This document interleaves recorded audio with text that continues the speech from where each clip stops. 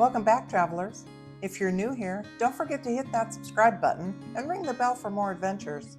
In addition to our fun travel videos, one of our projects is to bring a new state to you each week. And this week, we're heading to one of the most beautiful and exciting states in the U.S., Colorado. If you're into outdoor adventures, check. They have them.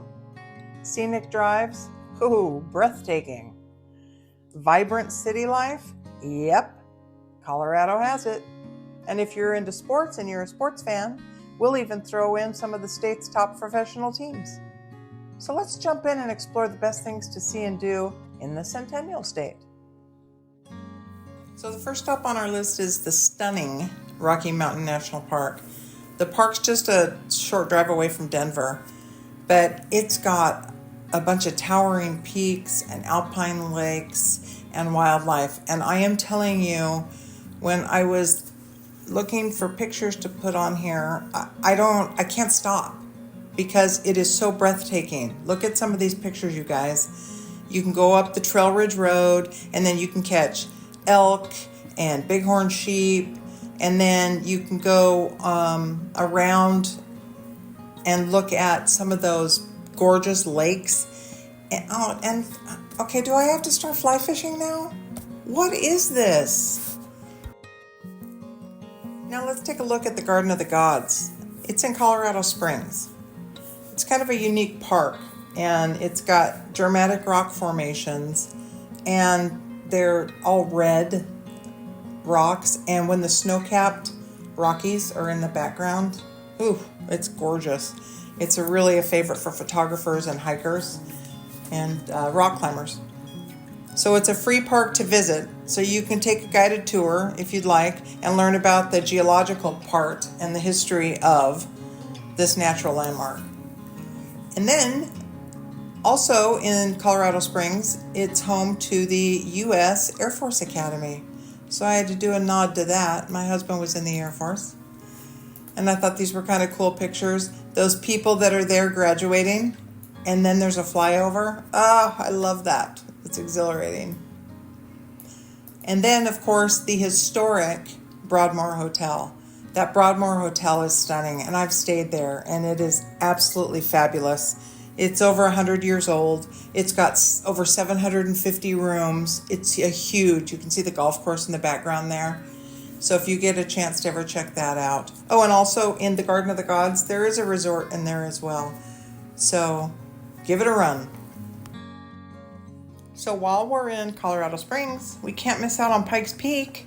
It's known as America's Mountain, and it stands over 14,000 feet, as you can see on the sign, and it's one of the most famous summits in the U.S. Now, you can hike up if you're feeling adventurous, but 14,000 feet is quite a ways up. And it's true what they say, because just being in Denver, which is the mile-high city, because it's a little over 5,000 feet up, you can start feeling the effects of the air thinning. So hike at your own risk. I'd take the Pikes Peak Cog Railway because that looks kind of fun anyway. And I have not been up there. I've spent a lot of time in Denver, but have not taken the railway up to Pikes Peak. But there are some breathtaking views up there. And once you're at the summit, you'll see why Catherine Lee Bates was inspired to write America the Beautiful. So speaking of Denver, the mile-high city, which the elevation is 5,279, by the way, there is a lot of things going on and something for everybody, really. There's trendy neighborhoods like Rhino, which is River North Art District, and then there's Lodo, which is lower downtown there with the Union Station picture there. Or you can go to the Denver Botanic Gardens or the Denver Art Museum, or you can just stroll down 16th Street Mall. Lots of things to see and do, and Denver is the gateway to all of those outdoor adventures that we've been looking at so far. While we're in Denver, let's take a look at the top pro sports teams. Let's start with the Denver Nuggets. They were established in 1967 in the NBA, and they just won their first NBA championship in 2023. After that, we have the Colorado Rockies. They were established in 1993. They've been to the postseason 5 times as a wild card, And in 2007, they went to the World Series and did not win. And the Rockies are one of only 2 teams to have never won the World Series. The other is the Seattle Mariners, and they have not ever even been to the World Series. Then we look at the Denver Broncos in the NFL. The Denver Broncos were established in 1960, and they have been to the Super Bowl 8 times. But they have only 3 wins. 3 Super Bowl wins in 1997 and 1998 with John Elway, and then in 2016 with Peyton Manning. And lastly, in the NHL, we have the Colorado Avalanche.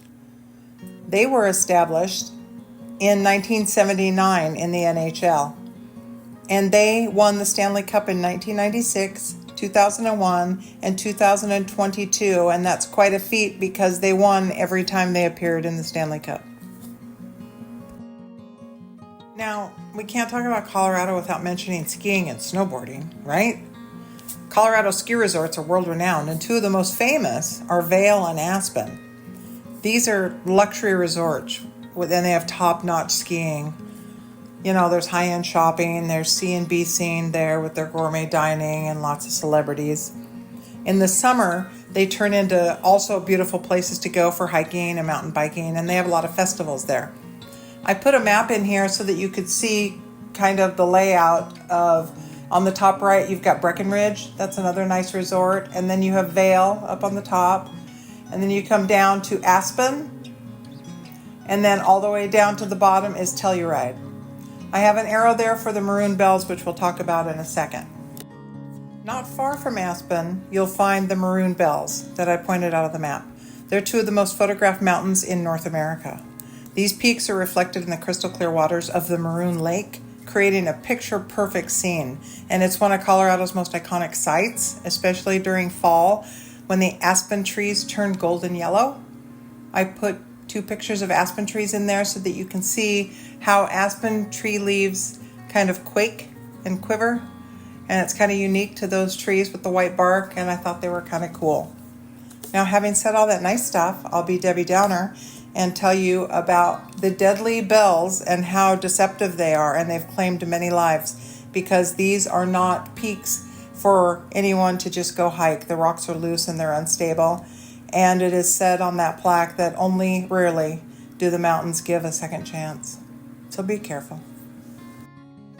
Now let's look at something a little different. You want to visit the desert in the mountains? Then you can head to the Great Sand Dunes National Park in southern Colorado.